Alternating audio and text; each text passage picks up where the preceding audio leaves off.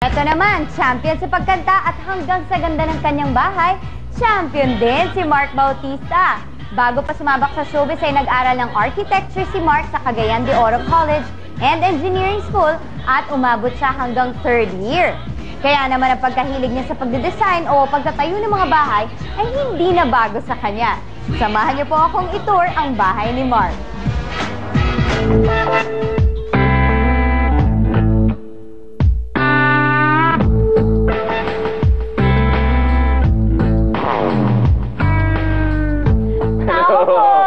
Hello, Mark!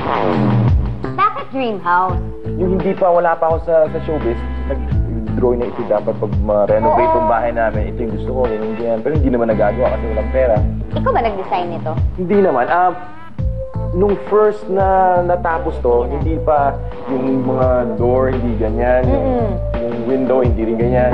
Mahilig kasi ako sa mga glass. Gusto ko yung parang maliwanag. May illusion na malaki. Oo, isa yun, na parang malaki siya. Nag-hire din ako ng interior designer, yung backup sa Ida. Ito naman, ako bumili ng tong table, naganap ako sa Green Hills. So, nagustuhan ko lang yung design kasi yung parang yung detail niya sa baba. Ayun, ito pala yung detail, oh. Mahilig ka kumain. Naman. Okay, yan ang isa sa alam ko po talaga kay Mark. How about parties? Nag-organize ka din ba dito? I was able to go sa blessing. Actually, yun lang yung major na party na put up ko dito sa bahay. Ano yung pinaka-expensive furniture na na-purchase mo for this house? Ito. Ito na? Oo. Would you mind if I ask you how much is it? Magkano to, ha? 76? Ito na yun. Pwede ko nang pang-down yun ng ano. Yeah. Where did you get this? Bigay ng governor sa Lanao nung show ako. Wow. So, pinadala niya sa akin. Kasi yung TV, bigay din. Oh! Bigay ng fan. Ito, bigay. Ito, bigay ng fan? Hoy! Kaibigan ako ni Mark! Baka gusto niyo ako bigyan. Bakit nung panahon ko, puro bulaklak na bigay niyo sa akin? Okay. Gusto mo akit na tayo? Sige. Tapos pakita mo na sa amin ang the rest of your dream house. Okay, bibitinin muna namin kayo ng kote at bukas abangan nyo sa Showbiz ang second floor naman ng kanyang bahay. At syempre, nandoon ang kwarto niya. Mas marami pa kayo malalaman tungkol kay Mark at dito lamang yan, syempre sa Umagang.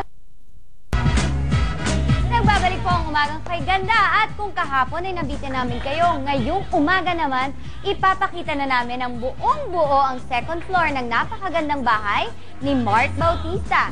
Pati ang kanyang kwarto, hat at picture frame collection ay ipinakita rin niya.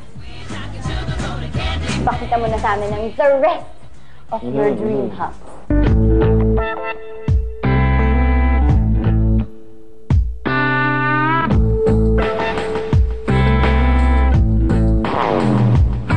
Favorite ko pa na area din ito kasi yung first na makita mo to parang siyang painting talaga na naka-frame. Ako kasi pag kunyari nag-abroad, mga frames lang na may kunyari ganito, Las Vegas, ganyan. So this is really a collection? Oo, pag kung saan ako pumupunta, kailangan lang may picture frame. Sometime in the late 1980s, in a sophomore class of 135 students, what then is an educated man? Is he a man who has read a lot? Partly yes. Favorite shoes ka? Ang lagi kong sinusuot. Ay, ito.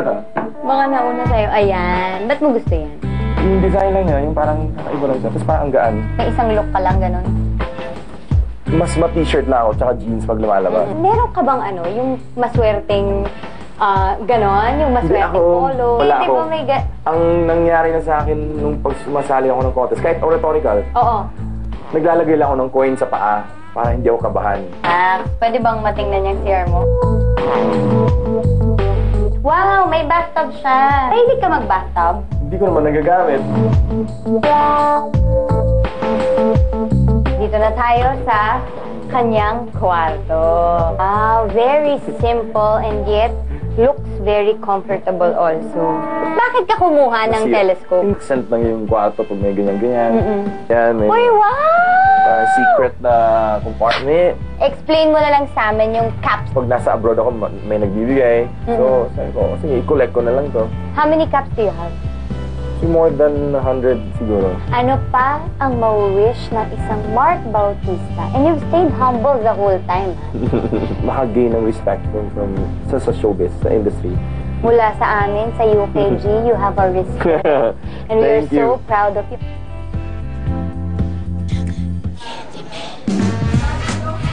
Maraming salamat ulit, Mark. At ayan, samahan niyo akong kumatok sa susunod na Bahay Artista. Napapapasukin naman tayo, no? Kung sino man ang artistang yan na susunod, abangan na lang natin at alamin natin